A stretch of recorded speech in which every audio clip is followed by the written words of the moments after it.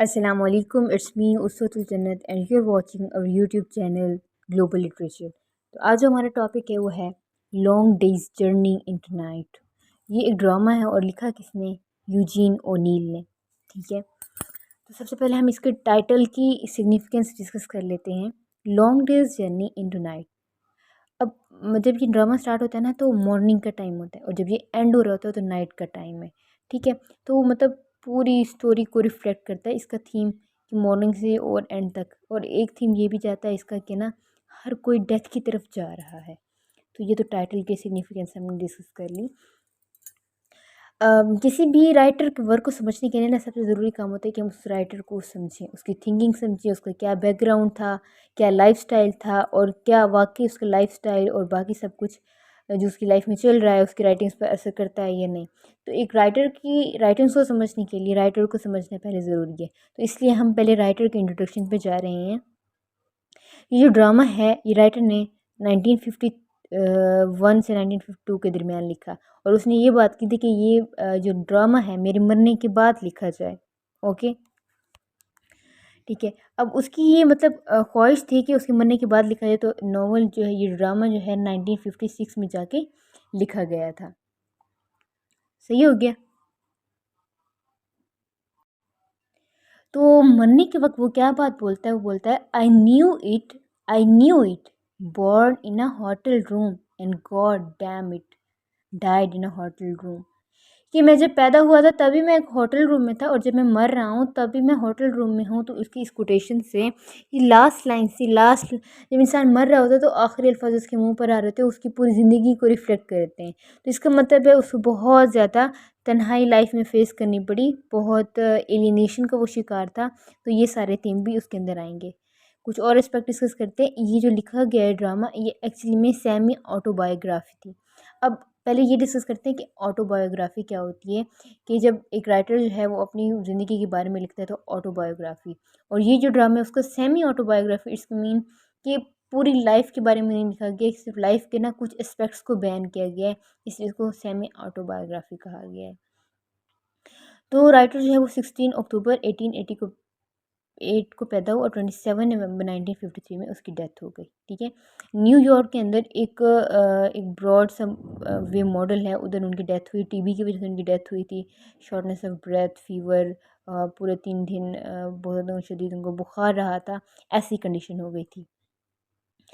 तो वो आखिरी आखिरी टाइम में वो अकेले ही थे। वो एलिनेशन का, होपलेसनेस का, होमलेस और ये मतलब उनकी फ़िलॉसफ़िकल लाइन यही थी कि born in a hotel room and died in a hotel room. ठीक है। अब बाद में अब एक और बात बताऊँ आपको कि ये जैसे इनको लिटरेचर का नोबेल प्राइज़ मिला हुआ है। ये अपने काम की वजह से बहुत ज़्यादा फ़ेमस थे। 1936 में इनको नोबेल प्राइज़ भी मिला। और नोबेल प्राइज़ जब उनको मिला तो उन्होंने क्या लाइन बोली थी? I feel so deeply that it is not only my work which is being honoured but the work of all my colleagues in America. The Nobel prize is symbol of coming of the age of American theatre. तो उन्होंने ये बात की कि जो मुझे Nobel prize मिला है, ये सिर्फ़ और सिर्फ़ मैं मुझे नहीं ऑनर किया जाए, मेरे सारे जो अमेरिका के कोलीग्स हैं ये उनका वर्क भी साथ शामिल है। और जो नोबेल प्राइज़ मिला है ये अमेरिकन थिएटर की कमिंग एज के बारे में है। तो ये उनके मतलब हम्बल नेचर को, उनकी कोटेशन जो है वो शो करिए कि वो जो क्रेडिट है वो सिर्फ खुद नहीं ले बाकी अपने कोलीग्स को भी दे रहे हैं। आगे जब पढ़ेंगे ना तो थीम्स आएंगे एमलेसनेस के। ठीक है, फैमिली लाइफ डिस्कस की, एस्केपिज्म, एलियनेशन, ये इस तरह के थीम आते हैं क्योंकि राइटर ने पूरी ज़िंदगी जो है वो बहुत ज़्यादा अकेले गुजारी है, तन्हा गुजारी है। ठीक है, आगे जब हम कैरेक्टर्स डिस्कस करेंगे तो थोड़ी थोड़ी आपको स्टोरी भी पता चल जाएगी। और इसके अंदर इस ड्रामा के अंदर ना ऑटोबायोग्राफिकल एलिमेंट बहुत ज़्यादा। अब इसका क्या मतलब है? मतलब जैसे जैसे उसकी लाइफ में होता था वो वैसे ही डिस्कस करता था। मतलब फादर और सन का कैसे रिलेशन है, ठीक है, मदर के साथ किस तरह का रिलेशन है, सॉलिट्यूड किस तरह का गुजर रहा है, एस्केप किस तरह लिया जा रहा है। और इसके अलावा मतलब उसकी पूरी की पूरी राइटिंग जो है उसकी लाइफ और उसकी जो उस टाइम का इरा था, उसकी सोसाइटी थी, उस टाइम का एज पीरियड था, वो उसकी लाइफ में नज़र आता है। उसकी लाइफ और उसकी एज, इसका मतलब है ऑटोबायोग्राफी। उसके ऊपर खुद जो बीती वो चीज़ उसके काम के अंदर ना नज़र आती है। ओके, तो असल अब हम इसको मतलब इसके इस वीडियो के अंदर इसके थीम्स भी, कैरेक्टर्स भी डिस्कस कर लेंगे और नेक्स्ट में इंशाल्लाह हम इसकी समरी को डिस्कस करेंगे। तो सबसे पहले इसका इंट्रोडक्शन देखते हैं। इंट्रोडक्शन में क्या है कि यूजीन ओ'नील 16 अक्टूबर 1880 को पैदा हुए, 88 को 27 नवंबर 1953 में उनकी डेथ हो गई। वो एक अमेरिकन प्ले राइट थे, नोबेल प्राइज़ भी उनको मिला हुआ था लिटरेचर के अंदर, ठीक है। और ज़्यादातर उनकी राइटिंग्स किस तरह की थी, ऑटोबायोग्राफीज़ थी, मतलब वो अपनी ज़िंदगी से लिंक करके ही लिखते थे। उनके कुछ मास्टरपीस में long day's journey into night जो कि हम पढ़ रहे हैं, ठीक है, ये पब्लिश हुई थी 1956 में। फिर बियॉन्ड द हॉरिज़ॉन 1920 में लिखी गई, एना क्रिस्टी 1922 में लिखी, स्ट्रेंज इंटरलूड 1928 में, आ विल्डरनेस 1933 में लिखी गई एंड द आइसमैन कॉमिक ये 1946 में लिखी गई। ये तो था सिंपल सा उनका इंट्रोडक्शन। आगे देखते हैं कि उनके कौन कौन से ऑटोबायोग्राफिकल एलिमेंट्स इस्तेमाल हुए हैं जो कि अब हम कहानी पढ़ने जा रहे हैं। फादर का नाम क्या है, जेम्स ओ नील। वो मतलब थे क्या, वो एक एक्टर थे। मटीरियलिस्टिक उनकी अप्रोच थी, कोई फॉर्मल स्कूलिंग भी नहीं थी, ग्रिगेरियस, ठीक है, मतलब ऐसा पर्सन जिसको सोशलाइज करने के बहुत ज़्यादा शौक हो, स्टेटस की बहुत ज़्यादा परवाह हो। देखिए जब आप स्टोरी पढ़ोगे ना, स्टोरी में एक कैरेक्टर है टायरन, ठीक है, टायरन भी एक एक्टर होता है, ठीक है। उसने पूरी लाइफ बहुत ज़्यादा स्ट्रगल की होती है, स्ट्रगल करने के बाद फिर वो बहुत ज़्यादा अमीर हो चुका होता है, फिर उसकी मटीरियलिस्टिक सोच बन चुकी होती है। उसको कोई फॉर्मल स्कूलिंग नहीं थी क्योंकि वो उस टाइम उस काबिल नहीं थे कि वो स्कूलिंग करता। तो बाद में वो बहुत स्ट्रगल करके और एक्टर बन जाता है और बहुत ज़्यादा सोशलाइज करता है। जब आप स्टोरी पढ़ोगे तो टायरन का कैरेक्टर और उसके फादर का कैरेक्टर राइटर के सेम सेम है। इधर भी बायोग्राफिकल एलिमेंट आ गया। नेक्स्ट है मदर एला, ठीक है, ये उसकी रियल मदर्स के रियल जो पेरेंटिंग है उसके इंट्रोडक्शन बता रहे हैं। मदर एला जो है ना, वो एक खूबसूरत खातून थी और एक बहुत ही कल्चर्ड एजुकेटेड औरत थी, बहुत ज़्यादा रिजर्व, रोमांटिक और इनोसेंट भी थी कुछ लोगों के लिए। आप जब इसका मैरी का कैरेक्टर पढ़ेंगे इस ड्रामा के अंदर, तो बिल्कुल जो राइटर की मदर है उसका कैरेक्टर बिल्कुल सेम है। और ये आपस में उसके फादर और मदर मिले कैसे, जेम्स का एक शो चल रहा था, वहाँ पे उसने एला को देख लिया और बहुत ज़्यादा खूबसूरत थी, तो उन्होंने आपस में शादी कर ली। जब आप उसमें मैरी और टायरन का कैरेक्टर पढ़ेंगे तो टायरन ने मैरी को भी अपने एक शो में देखा था और मैरी को पसंद कर लिया था, उनकी शादी हो गई थी, मतलब सेम सेम। टायरन का कैरेक्टर जो है वो जेम्स ओनील ओनील की तरह है और जो मैरी का कैरेक्टर है वो बिल्कुल राइटर की मदर की तरह, एला की तरह है। ओके, नेक्स्ट पढ़ते हैं कि मदर जो है उसकी बहुत ज़्यादा मॉर्फीन लेती है, ठीक है, मॉर्फीन होती है अल्कोहलिक। अब देखें ना मॉर्फीन क्या होती है, मॉर्फीन ऑब्वियसली नशावर अद्वियात है। अल्कोहल, ठीक है, अल्कोहलिक भी थी। ये भी एस्केपिज्म का थीम आ रहा है, ठीक है। इसकी मतलब वो लाइफ से वो इतना डिप्रेशन था उनकी लाइफ में, बहुत ज़्यादा स्ट्रेस, उनके फादर जो थे ना वो ज़्यादा मटेरियलिस्टिक थे, मतलब शोशा था, दुनिया को दिखाना चाहते थे, लेकिन उनकी उनकी अपनी फैमिली ही उनसे खुश नहीं थी। तो उनकी मदर जो थी वो मॉर्फीन लिया करती थी, अल्कोहलिक थी, तो ये एस्केपिज्म का भी एक थीम आता है। तो उधर जो आप स्टोरी पढ़ोगे तो मैरी का कैरेक्टर भी ऐसे है, वो भी अल्कोहलिक होती है, वो भी मॉर्फीन लेती है। Different temperaments resulted in a destructive material incompatibility. तो दोनों के जो टेम्परामेंट होते हैं, जो दोनों के मिजाज आपस में मिलते नहीं होते फादर और मदर के, जिसकी वजह से उनके अक्सर झगड़े रहते हैं। तो मैरी और स्टोरी जो पढ़ोगे, मैरी और टायरन का भी सेम ऐसा ही था, उनके भी टेम्परामेंट आपस में नहीं मिलते थे और इस वजह से उनके बहुत ज़्यादा झगड़े होते थे।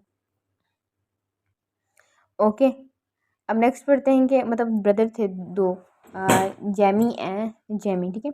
अब जैमी जो है ना वो क्या होता है, वो भी अल्कोहल होता है, वोमेनाइजर होता है। वोमेनाइजर मतलब उसे हर टाइम औरतों की परवाह होती है कि फीमेल्स के बारे में क्या सोचती हैं, इस तरह का वो होता है जैमी। एडमंड जो है वो पोइट की तरह होता है, ठीक है, पोइट जो राइटर है ना उसकी तरह है। वो जिस तरह टीबी का मरीज़ था, एडमंड भी टीबी का मरीज़, जिस तरह राइटर का कैरेक्टर है वैसे ही एडमंड का कैरेक्टर है। तो इस स्टोरी के अंदर ये ऑटोबायोग्राफी के एलिमेंट सारे पाए जाते हैं, जो राइटर्स के ऊपर रियल लाइफ में खुद पर गुजर रहा था, तो स्टोरी में भी उसने वैसे ही कैरेक्टर्स लिखे और उन चीज़ों को एक्सप्लेन किया। ओके, तो उसने मतलब इसलिए तो कहा था कि उसके मरने के बाद ही ये जो है ये पब्लिश करवाया जाए, पहले नहीं करवाया जाए, ठीक है, ताकि क्योंकि वो कहते हैं रियल लाइफ में जो उसके साथ ऐसा हुआ था इस वजह से। ओके, अब वो उसने क्या बात की थी, उसने कहा था long day's journey into night की एक इम्पोर्टेंट लाइन है, और वो ये कहता है कि मैंने मैंने ये जो काम किया है ना, ये मैंने बहुत दुख के साथ किया था। उसने ये बात बोली थी, play of old sorrow written in tears and blood, कि मेरी मतलब पुराने दुख की ये दास्तान है जो कि मैंने बहुत ज़्यादा खून बहाकर और बहुत ज़्यादा आंसू बहाकर लिखी थी, तो ये मेरे मरने के बाद पब्लिश करवाई जाए। ओके, नेक्स्ट की फैक्ट्स। टाइटल क्या है, long days into night. Publication कब हुई, 1956 में हुई, उनकी डेथ के बाद, उनके मरने के बाद, क्योंकि ये उनकी वसीयत थी, उनके मरने के बाद, क्योंकि ये अपनी लाइफ के बारे में थी। जैनरा कौन सा है, सेमी ऑटोबायोग्राफिकल प्ले है। सेटिंग कैसी है कि प्ले जो है वो मतलब स्टार्ट हो रहा है वो 1912 अगस्त का टाइम है, 8:30 AM से स्टार्ट होता है टू मिडनाइट, तो ये उसकी सेटिंग है। एक सी साइड दिखाई देती है और टायरेंस मोन्टो क्रिस्टो कॉटेज दिखाई गई है बस। थीम्स, एस्केपिज्म, देखें उसके फादर, उसकी मदर, उनका भाई एडमंड, और जो जैमी है, वो सारे के सारे जो हैं वो अल्कोहलिक थे। तो अल्कोहल ओबियसली वो फ़रार हासिल करने का तरीका एस्केपिज्म है। एस्केपिज्म, आइसोलेशन, एलिनेशन, ये थीम आपस में मिलते हैं। ऑब्वियसली वो एस्केप कर लेते थे और एक दूसरे से बिल्कुल दूर दूर थे, तो उनके अंदर एलिनेशन, ठीक है, एलिनेशन वाला भी उनके अंदर थीम आता है। अब एलिनेशन होता क्यों है, एलिनेशन होती है जब खुदा से एक राब्ता टूट जाता है ना, एलिनेशन तब होती है, ठीक है। और ये एलिनेशन करेक्टर कब आए लोगों के अंदर, वर्ल्ड वॉर 1 के बाद लोगों की मेंटल हेल्थ जो है वो बिल्कुल डिस्ट्रॉय हो चुकी थी, उनके जो सारे बिलीव्स जो थे ना वो शैटर्ड हो चुके थे, ठीक है।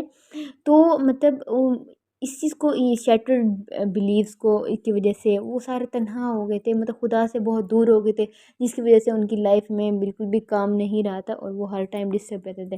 तो एलिनेशन, आइसोलेशन, एस्केपिज्म, ये जो हैं थीम्स आपस में मिलते हैं। ओके, अब नेक्स्ट बात जो है, अब एक और थीम इसका क्या है, घोस्ट ऑफ पास्ट नॉस्टैल्जिया। उसके मतलब हर टाइम नॉस्टैल्जिया होता रहता है मैरी को। कहते हैं कि मतलब वो अपनी शादी के दिन को याद करती है, अपने वेडिंग ड्रेस को, पास्ट मेमोरीज़ को, बार बार आप जब कहानी पढ़ेंगे तो आप तो देखेंगे उस नॉस्टैल्जिया है, पास्ट मेमोरीज़ को बार बार रिकॉल किया जा रहा है। एम्बिवेलेंस क्या होती है, लव हेट रिलेशन। अब इसमें फादर के साथ, फादर और सन का आपस में देखोगे लव और हेट का रिलेशन, कभी एक से बहुत ज़्यादा मोहब्बत करते हैं और एक टाइम आता है वो बिल्कुल एक दूसरे से नफरत करने पड़ जाते हैं, तो लव हेट के रिलेशन को एम्बिवेलेंस कहते हैं। ये बहुत ज़्यादा इंपॉर्टेंट क्वेश्चन है कि एम्बिवेलेंस, ये लव हेट रिलेशन किस तरह आता है सन और फादर के दरमियान।